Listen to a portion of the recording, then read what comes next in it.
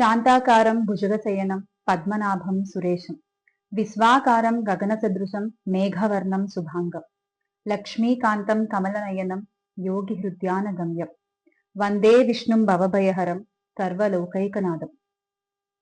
సమస్త లోకాల్ని కాపాడుతూ అందరిలో భవభయాల్ని హరించేటువంటి ఆ స్వామికి సంబంధించిన విషయాల్లో ఎందుకు పదే పదే అపశృతి జరుగుతోంది? రాష్ట్రంలో జూన్ 2024 నుండి, అంటే ఈ కూటమి ప్రభుత్వం అధికారంలోకి వచ్చిన దగ్గర నుండి హైందవులు విశ్వాసం కోల్పోయేలా, హైందవ ధర్మానికి వ్యతిరేకంగా అనేక సంఘటనలు చోటు చేసుకుంటున్నాయి. ఒకదాని తర్వాత ఒకటి వరుసగా. చంద్రబాబు నాయుడు గారు లడ్డూలో, తిరుపతి లడ్డూలో కల్తీ నెయ్యి వాడారు, ప్రసాదాల్లో కల్తీ నెయ్యి వాడి ప్రసాదాలు తయారు చేస్తున్నారు అంటూ జగన్మోహన్ రెడ్డి గారిపై అబద్ధపు ఆరోపణలు మాట్లాడిన రోజు నుండి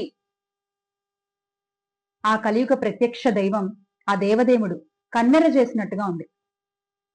ఆ రోజున చంద్రబాబు నాయుడు గారు మాట్లాడిన దగ్గర నుండి వరుసగా ఒకదాని తర్వాత ఒకటి సంఘటనలు జరుగుతూనే ఉన్నాయి. ఇలాంటివి వైకుంఠ ఏకాదశి దర్శన టికెట్ల జారీ తొక్కిసలాటలో 6 చనిపోవడం, 40 మందికి పైగా గాయాలు పాలవడం, ఆ తర్వాత కడప జిల్లా కాశీనాయన క్షేత్రంలో అన్నదాన సత్రాలు కూల్చివేయడం, ఆ తర్వాత టీటీడీ గోశాలలో 100కి పైగా ఆవులు దుర్మరణం పాలవడం, ఆ వెనువెంటనే శ్రీకూర్మంలో సాక్షాత్తు ఆ విష్ణుమూర్తికి మరొక రూపంగా భావించేటువంటి తాబేళ్లు మృత్యువాత పడ్డం, ఆ చనిపోయిన తాబేళ్లని ఆ ఈవో కార్యాలయం వెనకాలే గుట్టు చప్పుడు కాకుండా తగలబెట్టేయడం. ఎక్కడుంది హైందవ ధర్మానికి పరిరక్షణ? కూటమి పాలనలో వరుసగా వెనువెంటనే ఒకదాని తర్వాత ఒకటి మీరు అధికారంలోకి వచ్చిన దగ్గర నుండి హైందవ ధర్మ క్షేత్రాల్లో ఇలాంటి సంఘటనలు జరుగుతూ ఉంటే దాన్ని ఏ రకంగా భావించాలి? ఇప్పుడు మాత్రమే కాదు, గత తెలుగుదేశ పార్టీ అధికారంలో ఉన్నప్పుడు కూడా, గతంలో 2014 నుండి 2019 కాలంలో ఇలాంటి సంఘటనలు పలు చోటు చేసుకున్నాయి. విజయవాడ కనకదుర్గమ్మ ఆలయంలో తాంత్రిక పూజలు నిర్వహించారు ఆ సమయంలో.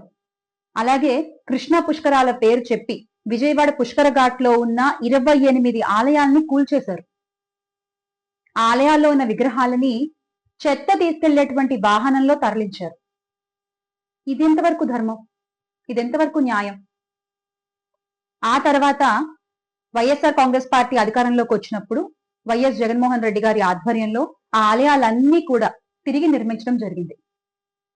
మళ్ళీ ఇప్పుడు మీరు అధికారంలోకి వచ్చినప్పటి నుండి వరుసగా మళ్ళీ ఇలాంటి సంఘటనలు జరుగుతూనే ఉన్నాయి.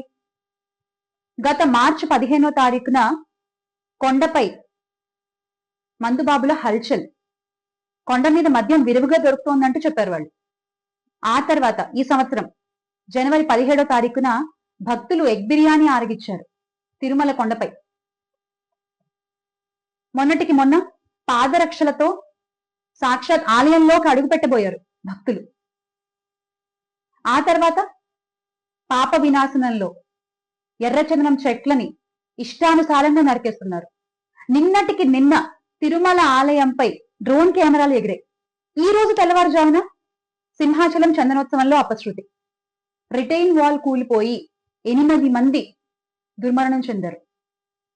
ఆ గోడని 20 రోజుల క్రితమే కట్టామని చెప్తున్నారు కదా, మరి 20 రోజుల క్రితం కట్టిన గోడ ఇప్పుడు ఎలా కూలిపోతుందండి? 20 రోజుల క్రితమే కదా కట్టింది. ఎలా కూలిపోతుందంటే మీ కాసుల కక్కుర్తి వల్ల, నాణ్యత లోపం ఉండడం వల్ల ఆ గోడ కూలిపోయింది. ఈ రోజున 8 మంది చనిపోయారంటే దానికి మీరే కారణం. ఈ రోజున కెమెరాల ముందుకు వచ్చేసి మేము అన్యాయాన్ని, అక్రమాలని ఆపేస్తాము, తగిన చర్యలు తీసుకునేలా చేస్తామంటే, తగిన చర్యలు తీసుకునేలా చేస్తే చనిపోయిన 8 ప్రాణాలు తిరిగి తీసుకురాగలరా వారి కుటుంబానికి మీరు? ఆ చనిపోయిన వారికి సద్గతి ప్రాప్తించాలని మనస్ఫూర్తిగా కోరుకుంటున్నాను ఈ సందర్భంగా. ఈ రోజున సింహాచలం చందనోత్సవంలో స్వామివారి నిజస్వరూపాన్ని చూపిస్తారు భక్తులకి. కానీ ఆ నిజస్వరూపం, స్వామి నిజస్వరూపం మాట అటుంచితే కూటమి పాలన నిజస్వరూపం ఏంటో ఈ రోజున భక్తులందరికీ అర్థమైంది. మేము మాత్రమే హైందవ ధర్మ పరిరక్షకులం అని చెప్పుకునేటువంటి కూటమి పెద్దలు, గౌరవ DCM గారు, సనాతన ధర్మాన్ని పరిపాలించేటువంటి PPP గారు, పిఠాపురం పీఠాధిపతి పవన్ గారు దీనికి ఏం సమాధానం చెప్తారు? ఎక్కడుంది మీ సనాతన ధర్మ పరిరక్షణ? ఇప్పుడు ఏమైపోయింది? ఎవరి హయాంలో హైందవ ధర్మం హాయిగా ఊపిరి పీల్చుకుందో ఇప్పుడు ప్రజలకు అర్థమవుతోంది. Make Andhra great again with Jagananna. కూటమి పాలనలో వరుసగా వెనువెంటనే ఒకదాని తర్వాత ఒకటి మీరు అధికారంలోకి వచ్చిన దగ్గర నుండి హైందవ ధర్మ క్షేత్రాల్లో ఇలాంటి సంఘటనలు జరుగుతూ ఉంటే దాన్ని ఏ రకంగా భావించాలి? ఇప్పుడు మాత్రమే కాదు, గత తెలుగుదేశ పార్టీ అధికారంలో ఉన్నప్పుడు కూడా గతంలో 2014 నుండి 2019 కాలంలో ఇలాంటి సంఘటనలు పలు చోటు చేసుకున్నాయి. విజయవాడ కనకదుర్గమ్మ ఆలయంలో తాంత్రిక పూజలు నిర్వహించారు ఆ సమయంలో. అలాగే కృష్ణా పుష్కరాల పేరు చెప్పి విజయవాడ పుష్కర ఘాట్ లో ఉన్న 28 ఆలయాల్ని కూల్చేశారు. ఆ ఆలయాల్లో ఉన్న విగ్రహాలని చెత్త తీసుకెళ్లేటువంటి వాహనంలో తరలించారు. ఇది ఎంతవరకు ధర్మం? ఇది ఎంతవరకు న్యాయం? ఆ తర్వాత వైఎస్ఆర్ కాంగ్రెస్ పార్టీ అధికారంలోకి వచ్చినప్పుడు వైఎస్ జగన్మోహన్ రెడ్డి గారి ఆధ్వర్యంలో ఆ ఆలయాలన్నీ కూడా తిరిగి నిర్మించడం జరిగింది. మళ్ళీ ఇప్పుడు మీరు అధికారంలోకి వచ్చినప్పటి నుండి వరుసగా మళ్ళీ ఇలాంటి సంఘటనలు జరుగుతూనే ఉన్నాయి. గత మార్చి 15వ తారీఖున కొండపై మందుబాబుల హల్చల్, కొండ మీద మద్యం విరివిగా దొరుకుతోందంటూ చెప్పారు వాళ్ళు. ఆ తర్వాత ఈ సంవత్సరం జనవరి 17వ తారీఖున భక్తులు ఎగ్ బిర్యానీ ఆరగించారు తిరుమల కొండపై. మొన్నటికి మొన్న పాదరక్షలతో సాక్షాత్ ఆలయంలోకి అడుగు పెట్టబోయారు భక్తులు. ఆ తర్వాత పాప వినాశనంలో ఎర్రచందనం చెట్లని ఇష్టానుసారంగా నరికేస్తున్నారు. నిన్నటికి నిన్న తిరుమల ఆలయంపై డ్రోన్ కెమెరాలు ఎగిరాయి. ఈ రోజు తెల్లవారుజామున సింహాచలం చందనోత్సవంలో అపశృతి, రిటైన్ వాల్ కూలిపోయి 8 మంది దుర్మరణం చెందారు. ఆ గోడని 20 రోజుల క్రితమే కట్టామని చెప్తున్నారు కదా, మరి 20 రోజుల క్రితం కట్టిన గోడ ఇప్పుడు ఎలా కూలిపోతుందండి? 20 రోజుల క్రితమే కదా కట్టింది. ఎలా కూలిపోతుందంటే మీ కాసుల కక్కుర్తి వల్ల, నాణ్యత లోపం ఉండడం వల్ల ఆ గోడ కూలిపోయింది. ఈ రోజున 8 మంది చనిపోయారంటే దానికి మీరే కారణం.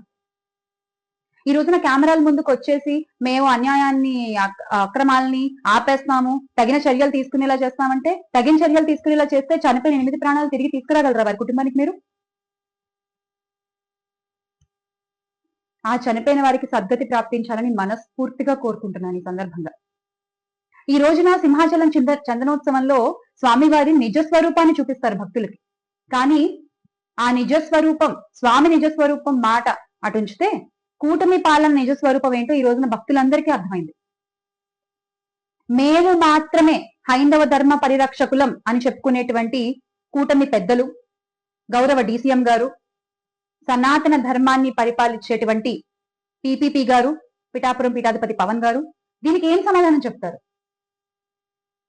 ఎక్కడుంది మీ సనాతన ధర్మ పరిరక్షణ? ఇప్పుడు ఏమైపోయింది? ఎవరి హయాంలో హైందవ ధర్మం హాయిగా ఊపిరి పీల్చుకుందో ఇప్పుడు ప్రజలకు అర్థమవుతోంది. Make Andhra great again with Jagananna.